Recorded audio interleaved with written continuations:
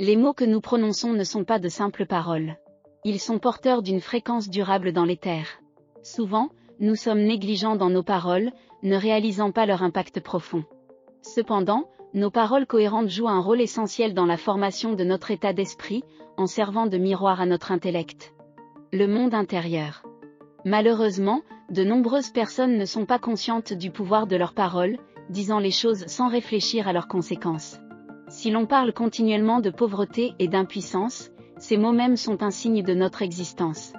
Le subconscient reste impartial par rapport à ce que nous percevons comme bon ou mauvais pour nous-mêmes, et il transmet fidèlement tout ce que nous exprimons et croyons être vrai.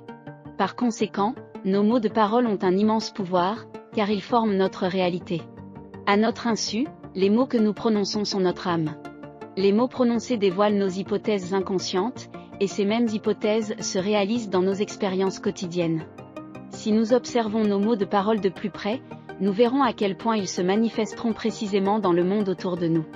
Joseph Murphy a dit, « Ce que vous semez dans votre subconscient, vous le récolterez dans votre corps et votre environnement. » Par conséquent, si l'on parle continuellement de ses faiblesses tout au long de la journée, ces mêmes faiblesses deviendront proéminentes. De même, si l'on s'attarde sur le manque d'amour, on l'attirera davantage dans sa vie. Notre subconscient fonctionne sans jugement.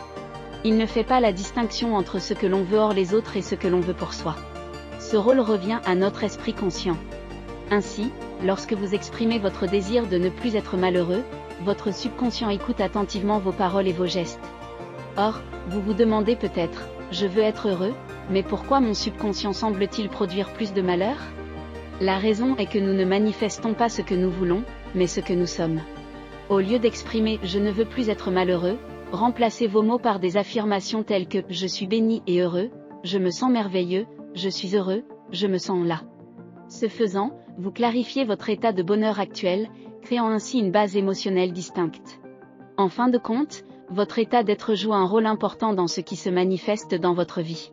Parler de richesse et d'amour, c'est signifier que la richesse tout au long de la journée ne suffit pas.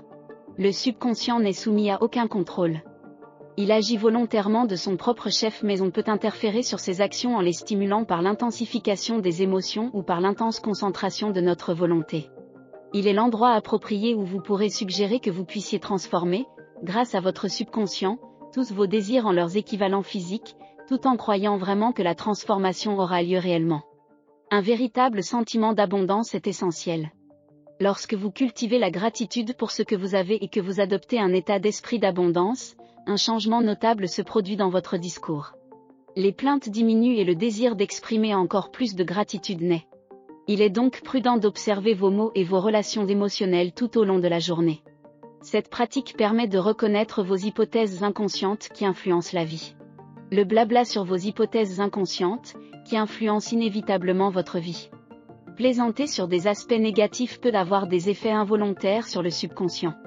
L'humour d'autodérision, bien qu'apparemment amusant, peut s'avérer défavorable si l'on considère ses implications métaphysiques.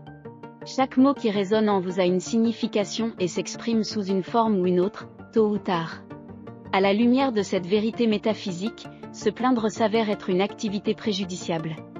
En vous plaignant, vous donnez par inadvertance de l'énergie aux choses mêmes qui vous déplaisent, les consolidant davantage dans votre réalité. Cette tendance devient évidente dans les couples malheureux qui se concentrent sur les plaintes plutôt que sur la compréhension et l'amour, ce qui les entraîne dans un cycle de malheur accru. Pour améliorer cet aspect, choisissez judicieusement vos mots et optez pour un langage puissant et édifiant dans vos interactions avec les autres et avec vous-même. Soyez reconnaissant et vous développerez la conscience de l'abondance. Celle-ci ne laissera pas d'espace pour les choses que vous ne désirez pas. Ainsi vous vous tournerez vers la vie que vous voulez et non l'inverse. Par exemple, passez de « j'espère que je peux gagner » à « j'ai confiance que je vais gagner », en reconnaissant la différence subtile mais significative entre l'espoir et la confiance profonde. De même, remplacez des phrases telles que « je ferai de mon mieux » par « j'ai confiance en mes capacités ». En modifiant vos mots, vous insufflez de la vie et de la positivité dans votre être, vous apportez de la joie et de la vitalité.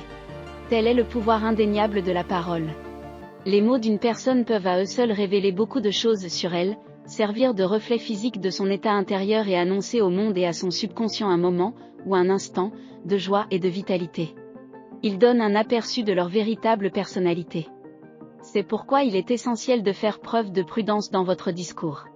Il est essentiel d'aligner votre conversation intérieure sur une fréquence d'amour, car elle façonne progressivement votre communication extérieure. Lorsque vous adoptez une approche aimante envers vous-même et vos désirs au cours de votre dialogue intérieur, en faisant preuve de compassion et d'amour de soi, vous ouvrez la voie pour que vos paroles se manifestent sous la forme de l'idéal que vous envisagez. Au fil du temps, cet alignement sur l'amour produit systématiquement des résultats positifs et agréables. Vos paroles ont de l'importance et ne passent pas inaperçues. Si vous doutez de leur pouvoir, observez leur impact. Observez les conversations des différentes personnes de votre entourage. Vous serez témoin d'un reflet clair de leurs paroles se manifestant dans leurs expériences. Il est intéressant de noter que les conversations de ceux qui sont confrontés à des difficultés financières tournent souvent autour de la pauvreté et des limitations, tandis que ceux qui jouissent de la prospérité se concentrent souvent sur l'argent et l'expansion. En reconnaissant cela, il est essentiel d'éviter tout jugement à l'égard d'un état d'être, qu'il s'agisse de pauvreté ou d'abondance, car les deux individus sont tout aussi significatifs l'un que l'autre. Signifiants, en tant qu'expression de l'essence de Dieu.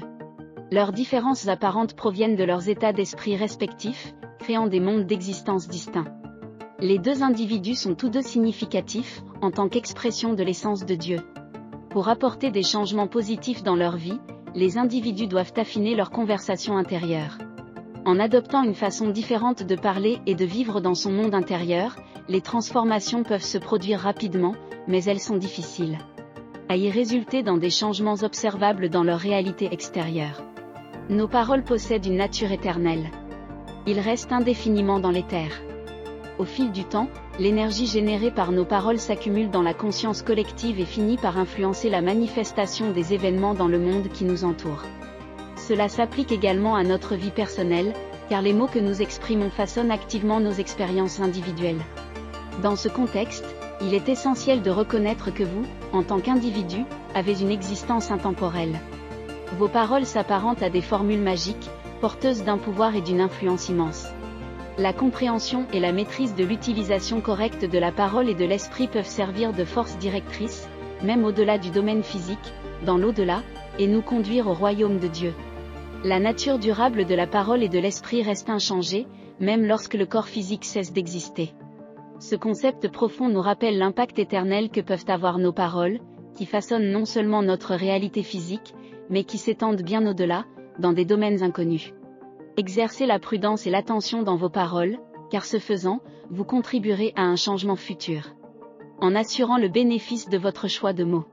Les mots ont un impact profond, ils s'impriment dans la conscience collective, et par conséquent, ils peuvent apporter des expériences pénibles ou des bénédictions dans ce monde. Si vous parlez du monde de manière négative, vous contribuez par inadvertance à sa détérioration. De même, si vous en parlez de manière défavorable, vous contribuez à sa dégradation. Si vous parlez de votre situation personnelle, vous l'aggravez. Au contraire, réveillez l'essence éternelle qui est en vous et utilisez ses pouvoirs judicieusement. Adoptez des paroles d'amour et vous serez témoin de la présence abondante de l'amour dans toutes les facettes de l'existence. Inversement, prononcer des paroles de haine attirera une atmosphère de discorde et de négativité dans votre vie. Il est essentiel de reconnaître que ce monde reflète notre état d'être intérieur. En vous réside le potentiel du royaume des cieux, qui n'est pas confiné à un lieu physique, mais qui existe en tant que source de vie.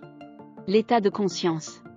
En tant qu'être doté d'un potentiel immortel, nous possédons l'extraordinaire capacité de matérialiser notre imagination.